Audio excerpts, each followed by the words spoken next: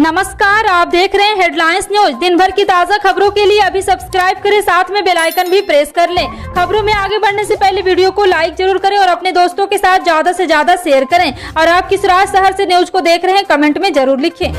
मुख्यमंत्री योगी आदित्यनाथ ने कहा है कि एक ही वर्ग की आबादी बढ़ने की अराजकता होगी, जनसंख्या का असंतुलन नहीं होना चाहिए। सीएम योगी ने कहा है कि जिन देशों की जनसंख्या ज्यादा होती है वहाँ जनसांख्यिक असंतुलन चिंता का विषय बनता है, क्योंकि रिलीजियस डेमोग्राफी पर वितरित असर पड़ता है तो एक समय के बाद वहां व्यवस्था अराजकता जन्म लेने लगती है। इसलिए जनसंख्या स्थिरीकरण के प्रयास सभी मत, मजहब, वर्ग, संप्रदाय पर एक समान रूप से जोड़ा जाना चाहिए। विश्व जनसंख्या दिवस के अवसर सोमवार को लखनऊ में सीएम आवास पर आयोजित इस कार्यक्रम से पहले मुख्यमंत्री योगी ने जनसंख्या स्थिरीकरण पखवाड़ा की शुरुआत करते हुए एक जागरूकता रैली को हरी झंडी दिखाई।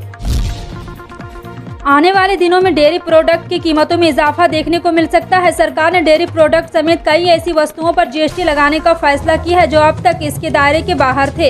इस महीने वित्त मंत्री निर्मला सीतारमण की अध्यक्षता में हुई जीएसटी काउंसिल की बैठक में ये फैसला लिया गया था। इस वजह से कई प्रोडक्ट को कीमतों में 18 जुलाई के बाद से बढ़ोतरी दर्ज की जा सकती है।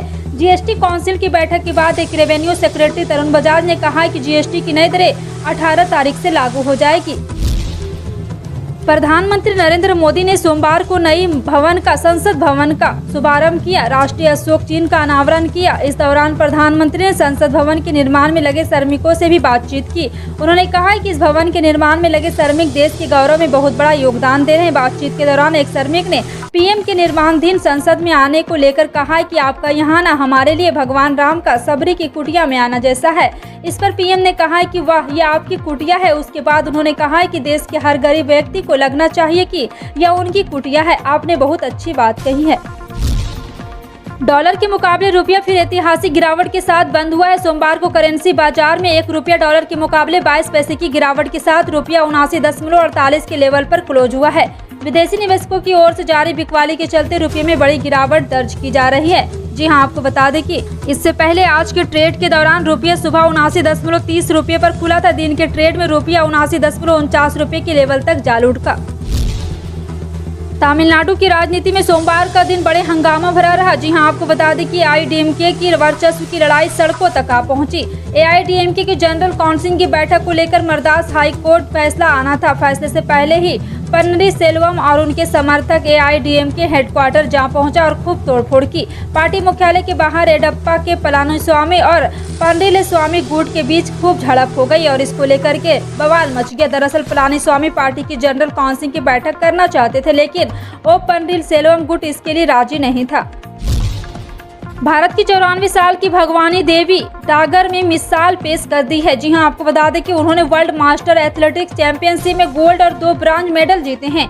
भगवानी 94 साल की उम्र ये कमाल कर सभी के लिए प्रेरणा का स्रोत बन गई है। उन्होंने ये साबित कर दिया है कि उम्र सिर्फ नंबर मात्र है। यदि व्यक्ति में कुछ भी करने की इच्छा शक्ति हो तो वह जरूर सफल होता है। हरियाणा की भगवानी देवी ने 100 मीटर स्प्रिंट इवेंट में गोल्ड मेडल जीता है। भगवानी देवी ने फिनलैंड के टाम्परे में 100 मीटर स्प्रिंट इवेंट से महज 24.74 सेकेंड में गोल्ड मेडल जीत लिया। कांग्रेस ने गोवा में संकट के बीच अपने 11 में से 2 विधायक दिगंबर कामत और माइकल लोबो को अयोग्य ठहराने की मांग की है। गोवा प्रदेश कांग्रेस कमेटी के अध्यक्ष अमित पाटकर ने कहा है कि अध्यक्ष को विधानसभा में विपक्ष को लेकर के फैसले के बारे में सूचित किया गया है। पाटकर ने दावा किया है कि दोनों विधायकों के खिलाफ अयोग्यता याचिकाएं दायर की गई है, क्योंकि उन्होंने स्वेच्छा से पार्टी की सदस्यता छोड़ दी। उच्चतम न्यायालय का एक फैसला है जिसमें कहा गया है कि कोई भी पार्टी विरोधी गतिविधि पार्टी की सदस्यता छोड़ने के बराबर है।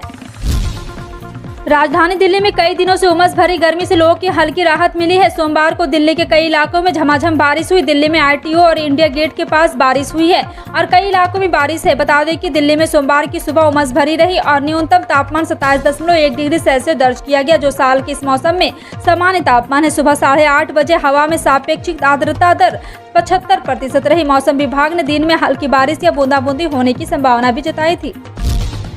उत्तर प्रदेश की राजनीति में बीजेपी और समाजवादी पार्टी एक दूसरे के धुर विरोधी माने जाते हैं। अक्सर ही सीएम योगी आदित्यनाथ सरकार के फैसलों पर सपा गठबंधन की पार्टियां विरोध जताती रहती। हालांकि ऐसा केवल राजनीतिक गलियारों तक ही सीमित नजर आता है। ऐसे कुछ गवाही एक तस्वीर भी दे रही जो सोशल मीडिया पर काफी शेयर की जा रही। दरअसल सपा संरक्षक मुलायम सिंह यादव की पत्नी साधना गुप्ता का निधन शनिवार को हो गया था, जिसके बाद सीएम योगी आदित्यनाथ ने उनके निधन पर दुख व्यक्त किया। वहीं सीएम योगी रविवार को उनके घर भी पहुंचे, जहां उन्होंने साधना गुप्ता को श्रद्धांजलि दी। इस दौरान मुलायम सिंह के घर कुछ वक्त तक रुके रहे। तब तक उन्होंने सपा संरक्षक के पास जाकर इस दुख की घड़ी में ढांढस बंधाया। इसी दौरान की एक तस्वीर सामने आई जो सोशल मीडिया पर जमकर शेयर हो रही है। रूस की यूक्रेन पर हमले रुक नहीं रहे। हालिया जानकारी के मुताबिक रूस ने यूक्रेन अपार्टमेंट बिल्डिंग पर हमला किया। इस हमले के बाद अपार्टमेंट बिल्डिंग में दर्जनों लोगों के फंसे होने की आशंका जताई जा रही है।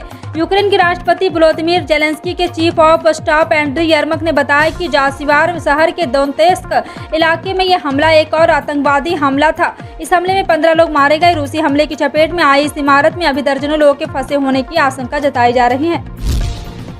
एक और ओम प्रकाश राजभर अपने सहयोगी दल समाजवादी पार्टी के मुखिया अखिलेश यादव पर लगातार उपचुनाव में हार पर तंज कस रहे हैं, तो दूसरी ओर उनकी अपनी ही पार्टी के पुराने करीबी लोग उनका साथ छोड़कर जा रहे हैं। ओम प्रकाश राजभर के प्रतिनिधि और सुहेलदेव भारतीय समाज पार्टी के पूर्व प्रवक्ता शशि प्रताप सिंह ने अब ओम प्रकाश राजभर का दामन छोड़कर खुद की पार्टी बना ली। इतना ही नहीं, शशि प्रताप सिंह पार्टी छोड़ने के साथ ही सैकड़ों पुराने कार्यकर्ताओं को भी अपने साथ ले गए।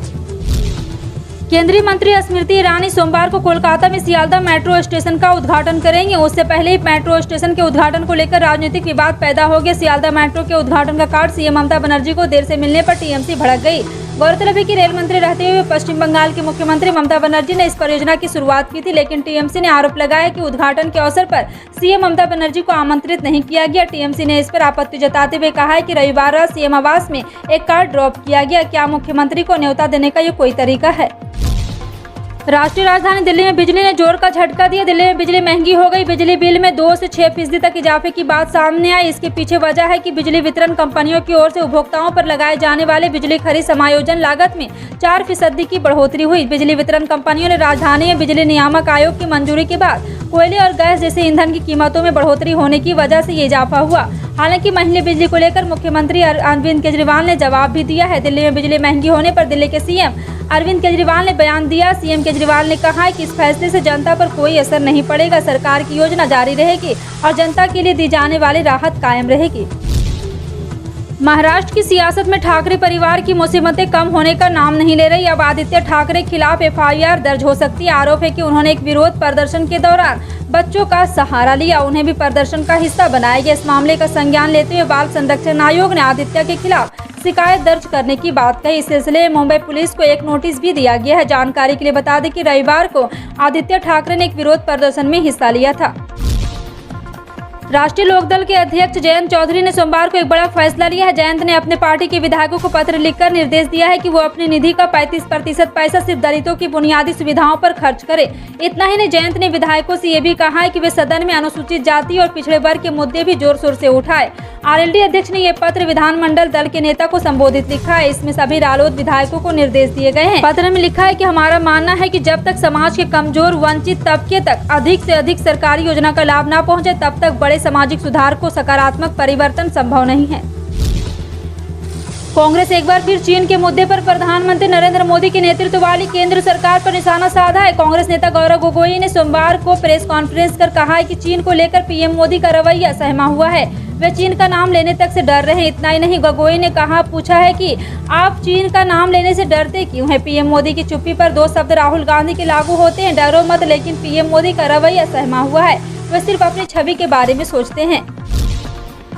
पंजाब की भगवंत मान सरकार ने आम आदमी पार्टी के नेता और राज्य के प्रभारी राघव चड्ढा को जनहित के मामलों पर बनी सलाहकार समिति का चेयरमैन नियुक्त किया है। पार्टी सूत्रों ने यह जानकारी दी। हाल ही में पंजाब सरकार की ओर से नोटिफिकेशन जारी कर सलाहकार समिति के गठन की जानकारी दी गई थी। इस पर विपक्षी दलों की ओर से निशाना भी साधा गया है। विपक्षी का कहना है कि यह समिति बनाना असंवैधानिक और इस तरह की सरकार से बाहर की संस्था को सत्ता में मामलों की एंट्री देना भी जरूरी नहीं है। मनी लॉन्ड्रिंग में गिरफ्तार आम आदमी पार्टी के नेता और दिल्ली के सरकार के मंत्री सत्येंद्र जैन की कुछ और रातें अभी जेल में ही कटेगी। दिल्ली की एक अदालत ने सोमवार को सत्येंद्र जैन की न्यायिक हिरासत एक बार फिर 20 जुलाई तक की बढ़ा दी है। अदालत का यह आदेश प्रवर्तन निदेशालय द्वारा सत्येंद्र जैन की पत्नी पूनम जैन को इस सप्ताह जांच एजेंसी के सामने पेश होने के लिए तलब करने के कुछ दिन बाद आया है। इस मामले में पूनम का कहना है कि आपके नेता के खिलाफ मनी लॉन्ड्रिंग जाँच के दौरान जब्त किए गए डिजिटल उपकरणों से मिली जानकारी से सामने आया है।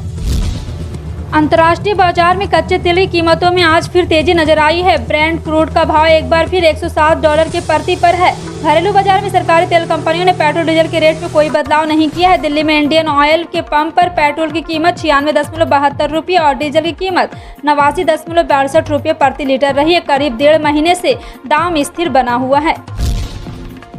भारतीय सराफा बाजार में सोमवार को सोने चांदी के दाम जारी कर दिए गए। लेटेस्ट रेट पर नजर डालें तो सोने और चांदी की कीमतों में बढ़त देखी गई। 999 प्योरिटी वाला 10 ग्राम सोना पर 50,924 रुपये का बिक रहा है, जबकि 999 प्योरिटी वाले देश के किलो पर रेट से चढ़कर और 56,446 रुपये पहुँच गया है। मालूम हो कि दिन में 2 बार सोने चांदी के दाम जारी किए जाते हैं, एक बार सुबह और दूसरी बार शाम को। जी हां, आपको बता दें कि इसके अनुसार 995 प्योरिटी वाला सोना आज 50,720 रुपये में मिल रहा है। आपका इन सभी खबरों पर क्या कहना है कमेंट सेक्शन में टाइप करके जरूर बताएं। इसी तरह की पल पल की अपडेट जानने के लिए जुड़े रहें आप अपने हेडलाइंस न्यूज के साथ। मिलते हैं अगली बड़ी खबर में, तब तक के लिए जय हिंद।